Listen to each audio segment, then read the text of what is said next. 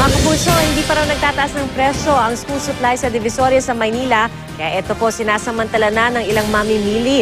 Nakatutok po live si Rida Reyes. Rida?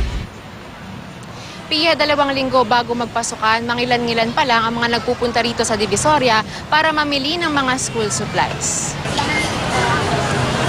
Simula pa lang ng buwan, nagsulputan na raw ang mga pwesto ng school supplies dito. Ang mga tindera, umaasang dodoble pa ang kanilang benta habang papalapit na ang Hunyo. Ngayon po makakabenta na siguro kami kasi malapit na yung pasukan. Yun naman talaga usually yung pag malapit na, yun na yung fix na talaga. Ang 80 leaves na notebook, 9 pesos dito. 10 pesos naman pag spiral. Ang lapis, 6 pesos, habang 7 pesos naman ang ballpen. Ang crayons, 25 hanggang 60 pesos depende sa dami. Ang pad paper mula 12 hanggang 20 pesos. Ang school shorts, naglalaro mula 60 hanggang 100 pesos depende sa sukat. 100 hanggang 180 pesos naman ang palda, habang 60 hanggang 120 pesos ang blouse at polo. Ang school bags, 100 hanggang 350 pesos. Ang ilang mamimili, maagang dumayo rito para makaiwas sa siksikan. Maaga kasi, nagmamadali pagka, next week pa.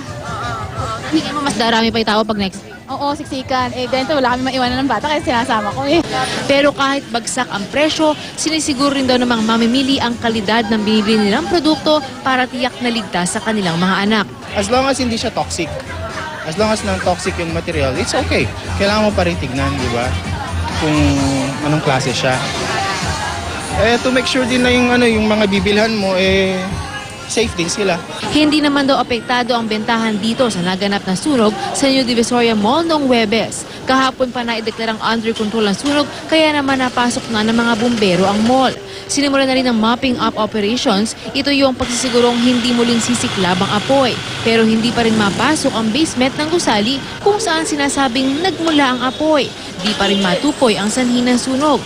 Tinatayang nasa 250 million pesos ang halaga ng pinsala. Pia, tiniyak din ng Bureau of Fire Protection na walang dapat na ipangamba dito sa mall na to kung magkokolaps pa siya dahil makapal naman daw yung pader na ginamit doon sa nasunod na mall, kaya't imposible raw na magkolaps pa ito. Pia? Maraming salamat, Rida Reyes.